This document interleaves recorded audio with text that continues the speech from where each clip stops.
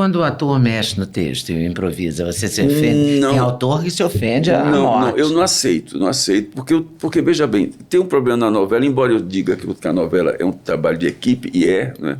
Só quem sabe o futuro da novela é o autor. E às vezes tem numa cena uma palavra ou alguma coisa, uma reação que vai resultar em cenas futuras, mas só quem sabe disso é o autor. Quando o ator, ou menos que o ator, o diretor começa a mexer nas cenas, ele pode estar estragando a novela sem querer, né? Que alguma coisa que eu ia usar ali, e não apareceu aqui. Eu digo, na minha última novela, O Sétimo Guardião, aconteceu muito isso. Eles pensavam coisas que tinham resultados lá adiante, né? Que até eu já tinha escrito às vezes, né? Então é complicado o processo, mas cacos eu admito. E tem atores que são mestres nisso. Por exemplo, o Lima, os cacos do Lima Duarte são fantásticos. Você dizer, não quero que você faça isso, é uma loucura, porque ele faz e arrasa. E você tem atores preferidos? Porque no livro você coloca a Beth Faria como um ícone da sua carreira, assim, né? Porque nesses meus personagens populares, a Beth, sabe, ela não precisava nem falar, né? Andar, as coisas, ela tinha tudo. É engraçado porque era uma moça de classe média, se não me engano, era filha de militar, essa coisa toda. Era filha de militar. Mas ela tinha uma capacidade de parecer uma mulher do povo, né? Que era incrível, eu adorava. Foi a artista com que eu mais trabalhei, né? Eu adorava isso, porque você soltava e a Beth multiplicava, né? Então, ela tinha essa coisa. Tem muitos atores que eu gosto de trabalhar, né? Que são os meus favoritos. Mas é um time Quem muito são grande. Seus favoritos? É um time muito grande. É um time muito grande. Você tem personagens assim imperdíveis. A Nazaré Tedesco, por exemplo. A Nazaré saiu de uma Nazaré mesmo. Jura? Uma senhora chamada Nazaré, mas eu não vou dar maiores detalhes. E não, ela não era má, assim, mas ela era daquele jeito. Ela era uma mulher debochada, sabe, crítica, irônica, ria, sabe, tinha uma vida assim muito, muito. A Nazaré saiu dali. O resto não, quer dizer, a figura saiu dali, mas não o resto, não. O resto eu inventei. Então primeiro vem a figura e depois vem a história? Ou às vezes vem junto e às vezes vem separado? Às vezes vem junto. Quando eu comecei a escrever a Nazaré, aconteceu uma coisa muito engraçada. Que foi o seguinte, quando eu estava escrevendo, chegou no capítulo em que ela mata o Tarcísio Meira, e aí diz que não pode mais andar, fica na cama, não sei o quê. E aí houve um momento que eu falei assim, essa mulher está ficando muito pesada. Porque até ali não era a Nazaré, que vocês viram, né? Essa mulher está ficando muito pesada. O que é que eu faço com ela? Ele está na cama, não andava. As filhas, a filha adotiva e a suposta filha cuidando dela, né? Eu falei, já sei. Vou fazer ela ir no cabeleireiro. E aí, quando ela está sozinha em casa, de repente ela levanta, vai no banheiro fazer xixi e dali resolve que vai cuidar do cabelo. Meu cabelo está horrível. Olha assim, eu vou cuidar. E ela vai no cabeleireiro e quando volta, porque ela não era loura, né? Quando ela volta loira e linda e Nazaré. A Nazaré que eu achava, e aí virou aquela vilã que era super bem-humorada. E a Renata, né? Que se não fosse a Renata, não tinha Nazaré, eu não tenho a menor dúvida. A Renata, né? Foi brilhante, Nazaré. Foi brilhante. E ela curtia muito fazer aquilo. Tinha cenas, tem uma cena que ela desce por uma corda de lençóis para fugir de um cara. E quando eu vi a cena, mas, meu Deus, a Renata é uma senhora. Como é que eu faço uma coisa dela?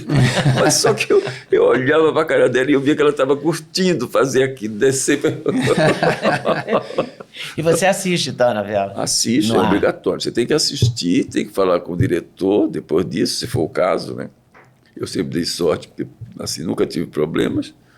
Quer dizer, tive na última novela, mas também não chega a ser uma tragédia, né? Mas você tem que falar, trocar ideias, tudo isso, né? E depois ir dormir, né? No meu caso, eu acordo às 5h30 da manhã quando estou escrevendo novela. Mas agora também, mesmo não depois de 41 anos de televisão, meu horário de acordar é esse, entende? Durante a pandemia, por isso que eu escrevi esse livro, porque durante a pandemia Eu acordava às 10 horas. Aliás, eu estou num esforço pessoal de convencer minha mãe a escrever uma autobiografia também. Pois ela tá me enrolando já tem um tempão. Me ajuda, vai. Tem que escrever. Por favor. Eu não tenho uma vida que mereça. Não, tem sim, claro tem. que Tem. Você tem uma vida, e você tem uma. Você escreve em muitos bastidores. Você tem história do jornalismo, da televisão, que tem que ser, sabe, tem que ser registrado. Porque hoje em dia já não se faz mais isso, né? Já não se faz mais isso, porque a coisa é mais mecânica. Nós não.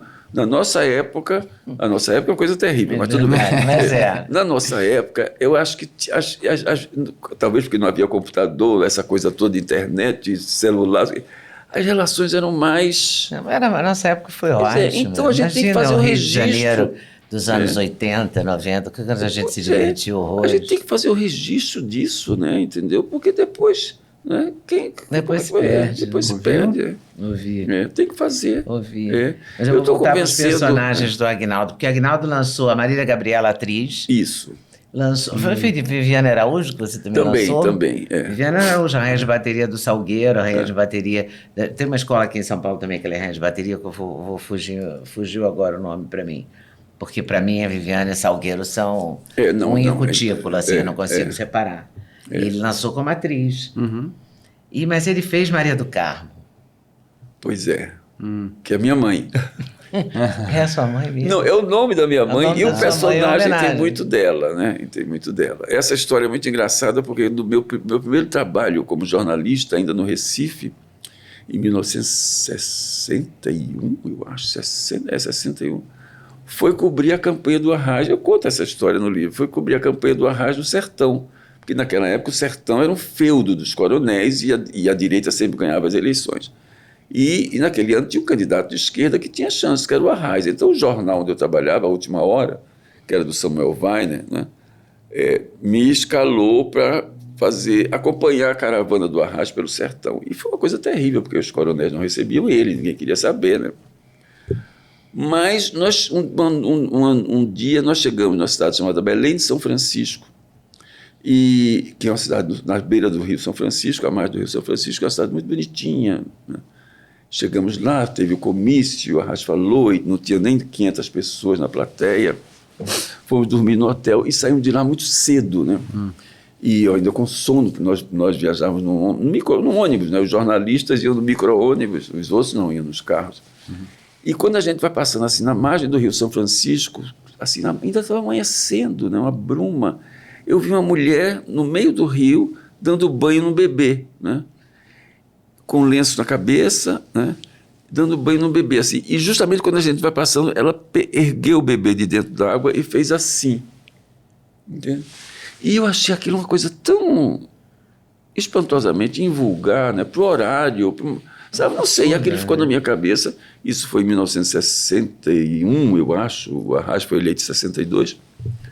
Isso ficou na minha cabeça durante anos, esquecida, até que em 2004 eu escrevi essa cena em Senhora do Destino, com a Carolina Dickmann no Rio, levantando a filha e dizendo assim: vai dar tudo certo, minha linda, e dá tudo errado.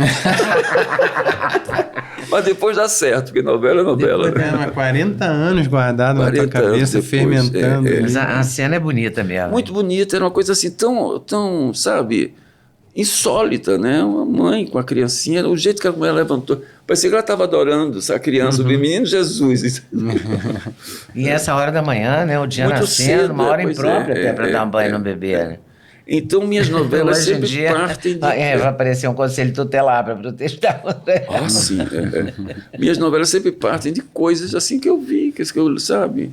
Você foi observando. Mas é incrível a sua vivência, porque teve, quando ele vira repórter de polícia e um especialista nisso, depois ele viaja com Doc Comparato pelo Nordeste. Para fazer o Depois Lampião, ele faz o Daniel Filho, tem uma participação importantíssima na sua vida. Muito, foi ele que me abalizou. Que botou você na TV, assim, né? Botou você de autor. Né? Ele viu em você tem uma reunião que ele conta no livro, que é na casa do Daniel, que é com Serran, o Doc, o Antônio Carlos Fontoura e eu. Fontoura e você. E naquela época eu não tinha experiência, não via televisão, né? Eu tinha acabado de sair do Globo, né? É o que? Plantão de polícia que chamava? Era o Plantão de Polícia, com o Carvana, Danise Bandeira. Foram 3 anos de série, 3 anos de temporada. Foi um sucesso aquela série. Muito antes das séries emplacarem. Era uma série de ficção. É uma série de ficção, que se passava numa redação de jornal e o protagonista era um repórter chamado policial. Valdomiro Pena. Eu que dei o nome dele de Valdomiro Pena, porque tinha na época um repórter chamado Otávio Ribeiro, tem até uma foto minha com ele, que ele tinha uma mecha de cabelo aqui branca, então chamavam ele de Pena Branca. Pena Branca. Eu trabalhei com ele no O Jornal, depois no Globo. O Pena Branca era uma figura, porque ele era o único repórter de polícia atormentado que eu conheci. E era um grande repórter, porque os outros não tinham tormento nenhum. Eles eram capazes de mexer nos bolsos do cadáver sem entrar em crise. Nenhum. O Pena Branca não, era cheio de tormentos, era sensível. Mas era um grande repórter. Era uma figuraça, assim. E aí, gostou desse corte? Gostei muito, mas eu acho que vocês devem assistir a entrevista completa, que está no YouTube, Leda Nagli, esperando por você. Essa série hoje, Nagli, o Encontro de Gerações, está imperdível. Vale a pena conferir, hein? Com certeza. Se Deus quiser.